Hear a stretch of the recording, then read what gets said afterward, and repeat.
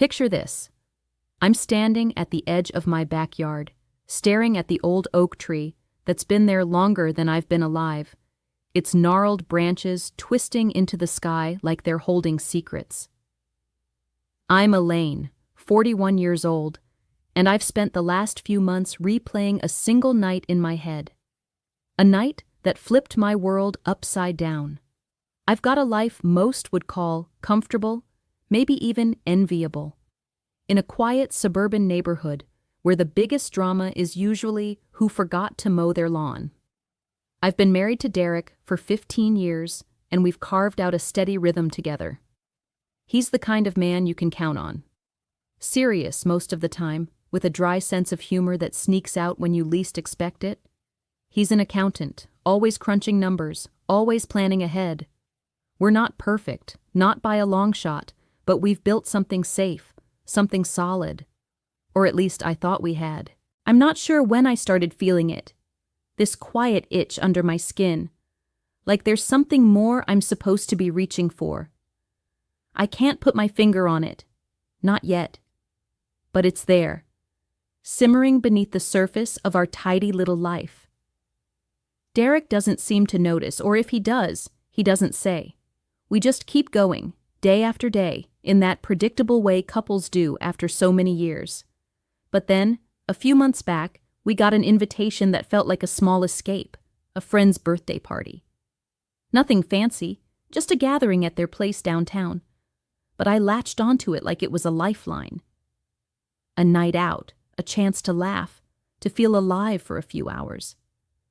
I was craving that connection, that spark of something different, even if I didn't admit it to myself at the time.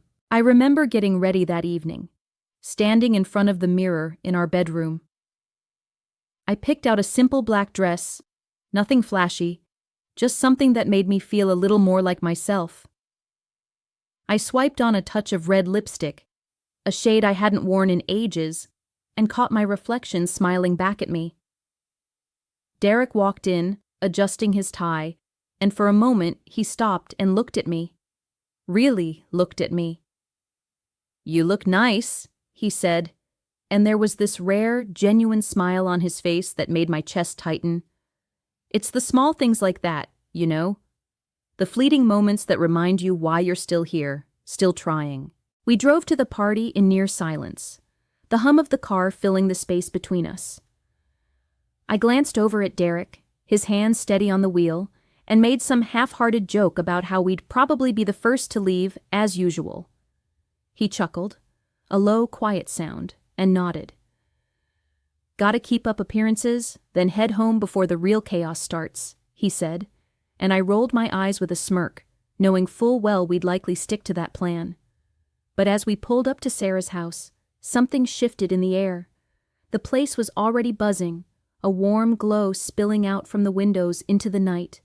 I could hear the faint thump of music even before we stepped out of the car, and for the first time in a while, I felt a little thrill of anticipation curling in my chest. Walking into Sarah's living room was like stepping into a different world. The space was packed, bodies pressed close in that comfortable, chaotic way that only happens at a good party. Fairy lights were strung haphazardly across the ceiling, casting a soft, golden haze over everything. The playlist blared 80s hits. Think Sweet Child O' Mine and Don't Stop Believin'. And it was loud enough to feel the bass in your bones. Over in the kitchen, a makeshift bar was set up on the counter, overflowing with bottles of cheap wine, cans of craft beer, and a few questionable-looking mixers. I caught a whiff of grilled burgers drifting in from the backyard, smoky and rich, mixing with the sharper scent of spilled beer and perfume. Laughter rang out over the clink of glasses, a constant hum of noise that wrapped around me like a blanket. Everywhere I looked, there was movement. Friends catching up in tight little clusters, old stories being retold with exaggerated hand gestures, and every now and then, someone busting out an awkward dance move in the middle of the room, egged on by cheers and giggles. It was messy, loud, and alive in a way I hadn't realized I'd been missing. I glanced over at Derek as we waded into the crowd. He was holding a beer already, sipping it slowly, his shoulders a little stiff as he stuck to small talk with a couple of guys from his office. "That's Derek for you. Always cautious at first, testing the waters before he lets himself relax." I, on the other hand, dove right in. I found Sarah near the kitchen, her face lighting up as she pulled me into a quick hug. We chatted about her new job at a local nonprofit, her excitement spilling over as she described the projects she was working on. I couldn't help but grin at her energy. It was contagious. Later, I ended up in a circle of women I hadn't seen in ages, all of us laughing over shared memories of college days and bad decisions. The kind of stories that get funnier with every retelling. At one point, I caught Derek's eye from across the room. He was still with the same group of guys, but his posture had eased a bit. He gave me a small nod, just a flicker of a gesture, but it hit me like a warm wave. After 15 years, we've got this unspoken language, a way of checking in without words. It felt grounding, like no matter how loud or wild the night got, we had each other to anchor us. As the hours slipped by, the party only got louder, and Derek, well, he let loose in a way I hadn't seen in years. He'd had a few too many beers, his usual restraint melting away with each sip. By the time midnight rolled around, his tie was loosened, his laugh was louder, and he was swaying on his feet. I knew it was time to call it a night. So there we were, standing on the curb outside Sarah's house, waiting for a taxi. The cool night air hit my skin, a sharp contrast to the stuffy heat of the party, and I could still hear the muffled thump of music behind us. Derek was beside me, his arm slung over my shoulder, his weight leaning into me more than I'd like. He was swaying, barely holding himself up, and then he let out this sloppy, drunken chuckle that made me roll my eyes. He stumbled a bit, his grip tightening around me like I was his lifeline, and I steadied him with a sigh. Then, out of nowhere, he leaned in close, his breath hot and sour with beer, and whispered in this low, conspiratorial tone, "If I pass out, do whatever you want. Even with the first guy you see, just tell me about it later." I froze, my breath catching in my throat. Was he serious? My mind spun for a second, trying to read his slurred words, but his goofy grin made it hard to tell. I forced an uneasy laugh, brushing it off, not even dignifying it with a response. I just focused on keeping him upright, my hands gripping his arm a little tighter. Inside, though, I was a mess of confusion. Part of me wondered if there was some hidden truth in his words, a flicker of curiosity sparking somewhere deep down. But I shoved it away fast. It was just drunken nonsense, right? Just Derek being an idiot after too many drinks. I told myself that over and over, trying to ignore the weird tension his comment left hanging in the air. Just then, headlights cut through the darkness, and the taxi rolled up to the curb. I squinted at the driver as he stepped out, and my stomach did a little flip. I knew him instantly. It was Tommy, the same guy who'd driven us a few times before. He's this tall, quiet type, with broad shoulders that seem to fill up any space he's in. He had on a faded baseball cap, pulled low over his eyes, casting a shadow over his face in the dim streetlight. There's always been this calm about him, a steady kind of presence that's hard to ignore. He stepped around the car, his boots scuffing against the pavement, and his deep voice cut through the quiet night as he looked at Derek and then at me. "He okay?" he asked, his tone even, no judgment there, just a simple question. I nodded, heat creeping up my neck as I mumbled something about him having one too many. I was embarrassed, wrestling with Derek's dead weight, but Tommy didn't hesitate. He came over, helping me maneuver Derek into the back seat, where he immediately slumped against the window, his head lolling to the side, already half asleep, snoring softly.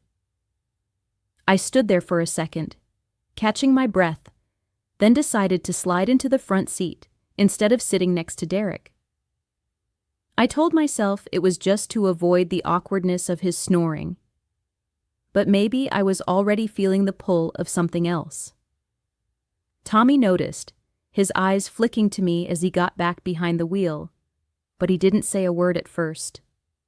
He just started the car, the engine humming to life, and we pulled away from the curb into the quiet streets. The first few blocks passed in silence, the kind that feels heavier than it should. I stared out the window, watching the city lights blur by, trying to shake off Derek's weird comment. But then Tommy's voice broke through the quiet, low and deliberate. "That's the most interesting thing I've heard from a passenger all year." My heart stopped. I whipped my head toward him, but he kept his eyes on the road, his expression unreadable under that cap. He'd heard it. He, as the taxi slows to a stop in front of our house, I feel the weight of the night pressing down on me heavier than ever. The quiet street is bathed in the faint flickering glow of our porch light, casting long shadows across the lawn. Our home looks so still, so unaware of the storm raging inside me. Tommy cuts the engine, and the sudden silence feels deafening. I dig into my purse with shaky hands, pulling out a crumpled wad of bills. I shove them toward him, barely glancing his way, my voice tight as I mutter a quick, "Thanks." He just nods, that same unreadable calm etched into his face, not pushing for conversation, not acknowledging the tension that's been simmering since his comment earlier. I'm grateful for that, because I don't think I could handle another word right now. I step out into the chilly night air, the cold biting at my bare arms as I round the car to the back seat. Derek is still slumped against the window, his breath fogging up the glass in slow, uneven bursts. Getting him out is a struggle. His body feels like dead weight, heavy and uncooperative. I tug at his arm, half dragging, half lifting him as he mumbles something incoherent, his head lolling against my shoulder. His weight nearly pulls me off balance, and I grit my teeth, muttering under my breath for him to just hold on a second. The gravel crunches under my heels as I maneuver us toward the front door, his shoes scuffing along like he's barely even trying. My heart's pounding, not just from the effort, but from everything else, the choices I've made tonight, the secrets I'm carrying that feel like they're burning a hole through me. I fumble with the keys at the door, my fingers clumsy and cold, the metal slipping once before I finally get it to turn. The door creaks open and we stumble inside. The familiar smell of home hits me hard. Lavender from the diffuser on the entry table, a hint of the lemon cleaner I used yesterday, the faint mustiness of our old couch.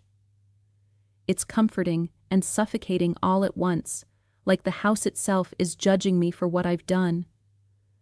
I kick the door shut behind us with my heel, the sound echoing in the quiet, and lean Derek against the wall in the dim hallway.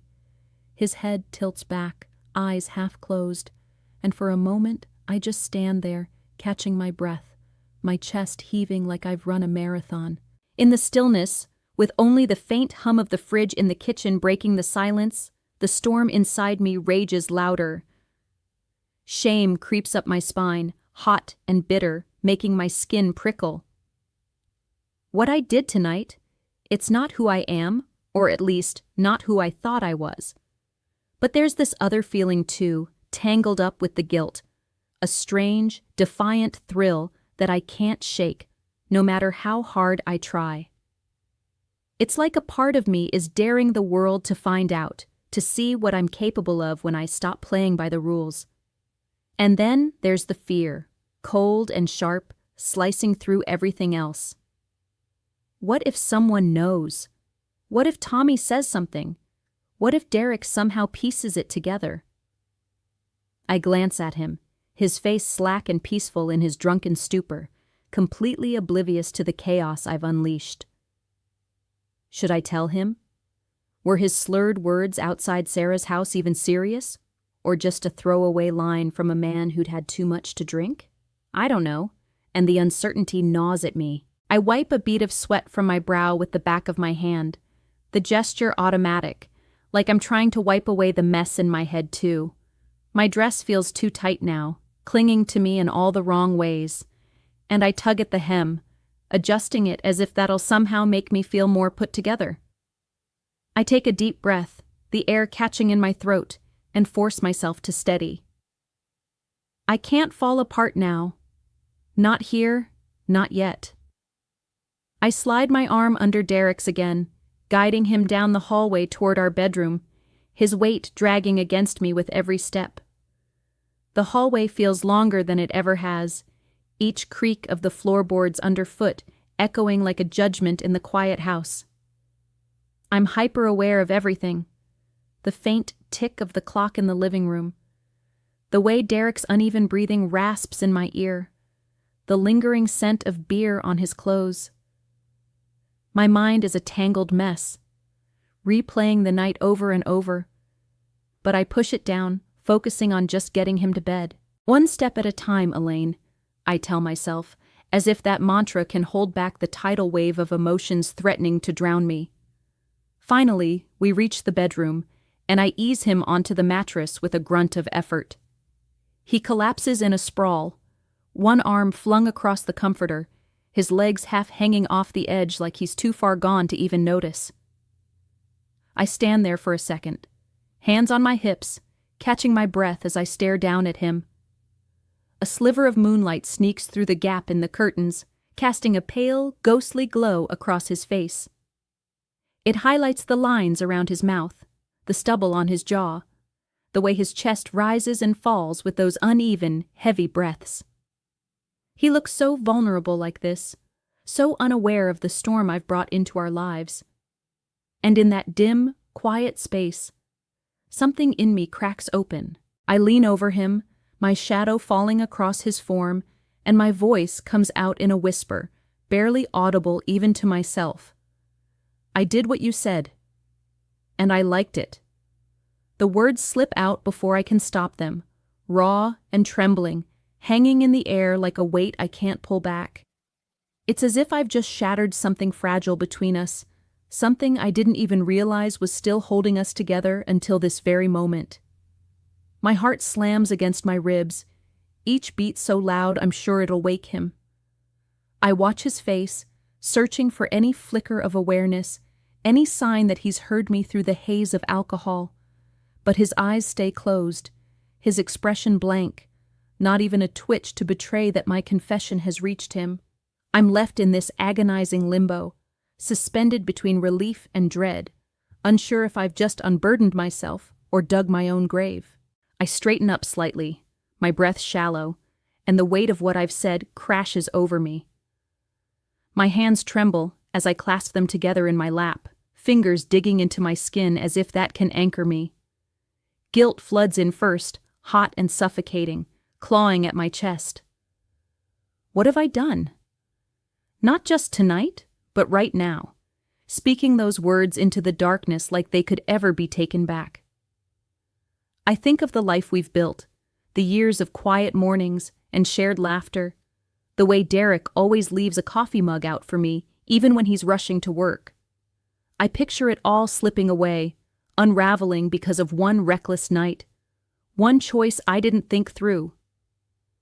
The fear is there too, sharp and icy, whispering that I've lost everything. His trust, our stability, the safety of this home. What if he did hear me? What if, somewhere in that foggy mind of his, my words are sinking in, waiting to surface when he wakes? But underneath all of that, there's something else, something I can't ignore no matter how much I want to. A truth I can't bury. I don't regret it. Not fully. What I did tonight, stepping over that line I never thought I'd cross, it woke something up inside me. A hunger I didn't even know was there, dormant all these years under the weight of routine and expectation.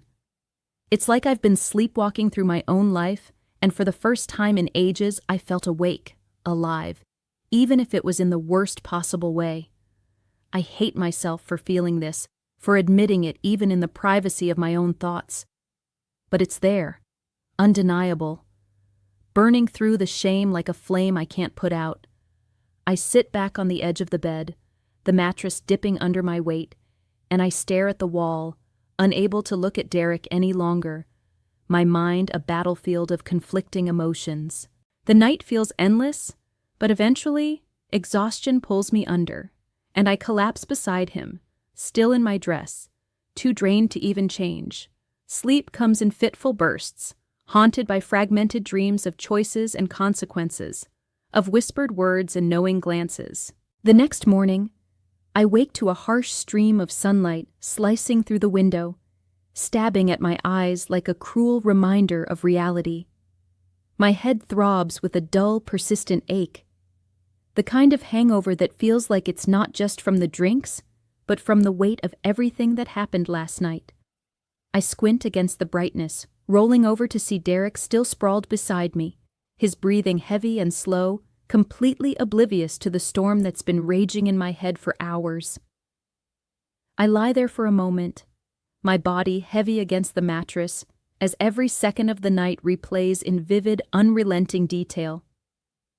The party, the laughter, Derek's slurred words on the curb, the tension in the taxi, the moment I crossed a line I never thought I would. And then that whispered confession in the dark. Did I really say it out loud? Or was it just another fragment of my restless dreams?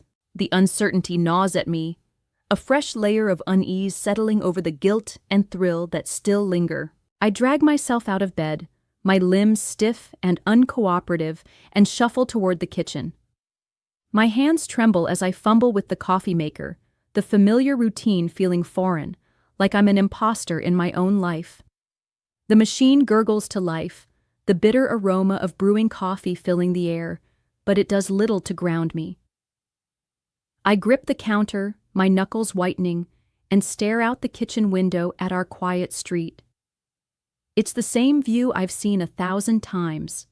Neatly trimmed lawns, a neighbor walking their dog, the mail truck rumbling by at its usual time. Everything out there is so mundane, so normal, and yet I feel like I've stepped into a parallel world where nothing fits anymore. The dog barks in the distance, a sharp, cheerful sound, and I flinch, my nerves raw and exposed. How can the world just keep spinning like nothing's changed when I feel so utterly unmoored? I hear a groan from the bedroom, and my heart skips a beat. Derek's awake. I brace myself, pouring a mug of coffee with hands that still won't steady, the hot liquid sloshing slightly over the rim. I curse under my breath, wiping it up with a shaky swipe of a dish towel as his footsteps shuffle down the hallway. He appears in the doorway, rubbing his temples, his hair a mess, his eyes bleary and bloodshot. "God, my head," he mutters, his voice rough with sleep and too much beer. He slumps into a chair at the kitchen table, not even glancing at me as he buries his face in his hands. There's no mention of last night, no flicker of recognition about anything I might have said in the dark. I stand there, frozen, clutching the coffee mug like it's a lifeline, waiting for some sign, some hint that he heard me. But there's nothing. Just the sound of his tired breathing and the distant hum of the fridge. Did I imagine it? Did I dream the confession altogether? The doubt twists in my gut, leaving me stranded between relief and a strange, hollow disappointment. I set the mug down in front of him, the ceramic clinking softly against the table, and force myself to move through the motions of normalcy. But inside, I'm unraveling. I've crossed a line I can't uncross, made a choice that's carved a permanent mark on who I am, on what this marriage is. And the worst part, or maybe the most dangerous part, is that I don't regret it. Not entirely. There's a piece of me, small but undeniable, that liked it, that craved the rush of stepping outside the boundaries I've lived within for so long. I'm terrified of what that means, of what might happen if Derek ever finds out, if the truth somehow claws its way to the surface. But for now, I hold on to the thrill of my secret, tucked away like a forbidden treasure. Don't forget to subscribe, like, and comment if you enjoyed this story. This will help us create more engaging stories for you.